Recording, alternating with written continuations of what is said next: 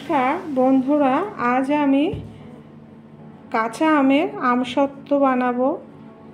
আমগুলো ছুলে নেব, কাঁচা আমের আমসত্ত্ব বানাবো। দেখবেন ভালো লাগবে, শুরু থেকে শেষ পর্যন্ত দেখুন। আমগুলো চোকলাগুলো ছাড়িয়ে নেব।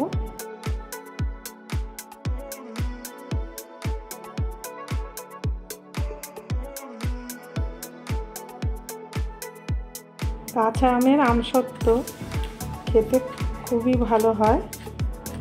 এখন আম প্রচুর উঠেছে বাজারে, আপনারা কিনে বানিয়ে রেখে দিন। সিজন অফের সময় আমসত্ত্বগুলো বার করে খাবেন, ভালো লাগবে।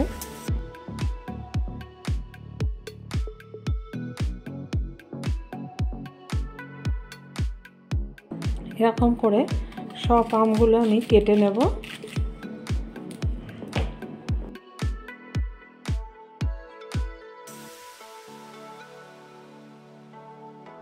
চার ফালি করে আমগুলো কেটে ফেলতে হবে। সব আম কাটা হয়ে গেছে, জলটা উষ্ণ গরম হয়ে গেছে। এবার আমগুলো দিয়ে দেবো সেদ্ধ করতে।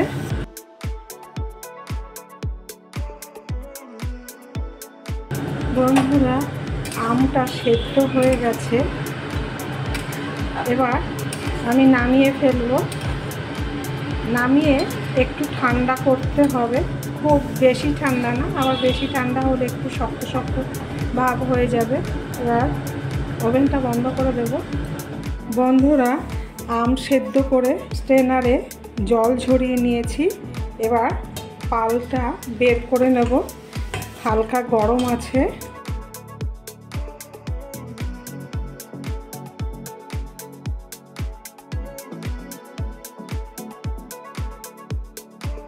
দেখুন পালটা কি সুন্দর বেরিয়েছে, আর বেরোবে না, সব খোসাগুলো বেরিয়েছে। দেখুন কতটা হয়েছে। এবার কি করছি দেখুন। কড়াই বসিয়ে দিয়েছি, কড়াইটা গরম হবে না, গরম হলে আবার লেগে যাবে নিচে। এবার পালটা দিয়ে দেবো।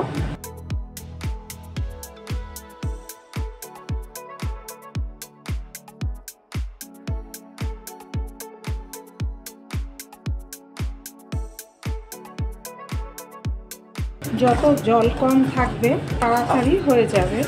এটার মধ্যে একটু জল নেই, দেখবে কত তাড়াতাড়ি হয়ে যাবে।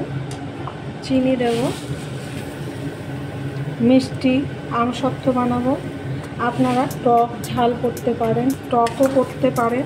আমসত্ত্ব যে রেখে দিলাম পরে ডাল করে খাওয়ার জন্য, আর ঝালও করতে পারেন, মিষ্টিও করতে পারেন।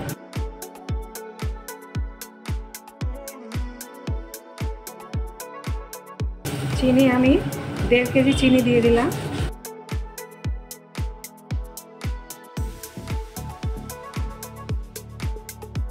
নুন দেব, পরিমাণ মতো নুন দিলাম। বুঝে নুন দেবেন, কারণ মিষ্টি টক মিষ্টি নুন খেতে খুব টেস্ট হবে। বন্ধুরা, থালাতে আমি তেল মাখিয়ে নেব। তেল দিয়ে দিলাম। এবার টিস্যু পেপার নিয়ে থালায় তেলগুলো মাখিয়ে দেব। এরকম সব থালাতে আমি লাগিয়ে নেব। তেল লাগিয়ে নিলে আমসত্ত্বগুলো রোদে দেওয়ার পরে উঠে যাবে পটপট করে। বন্ধুরা, আমের পালটা জাল দেওয়া হয়ে গেছে। এবার দেখুন আমি কি করছি। এবার একটা মিষ্টি আমসত্ত্ব বানাচ্ছি।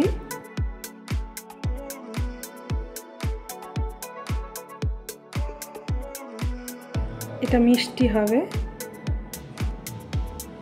এবার রোদে দেব, শুকিয়ে যাবে রোদে দেওয়ার পরে। তারপরে দেখুন কত সুন্দর আমসত্ত্বটা হবে।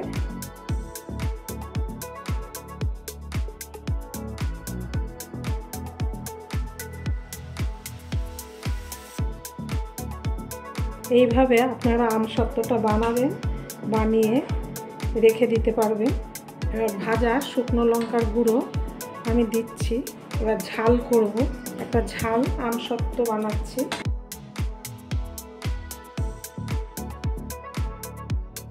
লঙ্কা, ভাজা লঙ্কার গুঁড়ো দিলাম।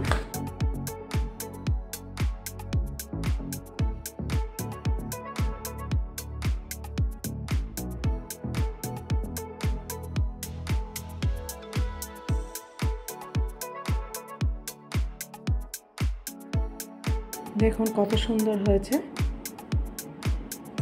এবার আমসত্ত্বগুলো রোদে দেব।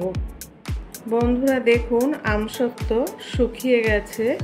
একদিন পর ফিরে আসলাম, দুটোই শুকিয়ে গেছে।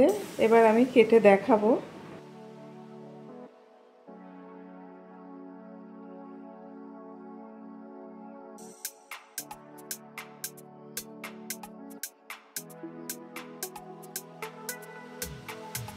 কতটা পাতলা আর সুন্দর হয়েছে। আপনারা বাড়িতে এরকম কাঁচা আম দিয়ে আমসত্ত্ব করবেন, দেখবেন খুব ভালো লাগে। আর এই আমসত্ত্ব 1 বছর রেখে দিয়ে খেতে পারবে।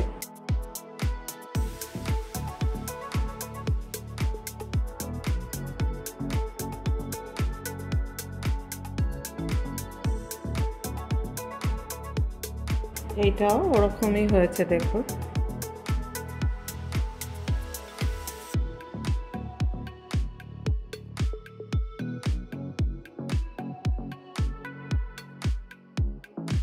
বন্ধুরা কাঁচা আমসত্ত্বর রেসিপিটা দেখলেন। যদি ভালো লেগে থাকে লাইক, শেয়ার, সাবস্ক্রাইব করবেন। পরের দিনের একটা নতুন রেসিপি নিয়ে ফিরে আসব। ভালো থাকুন, সুস্থ থাকুন।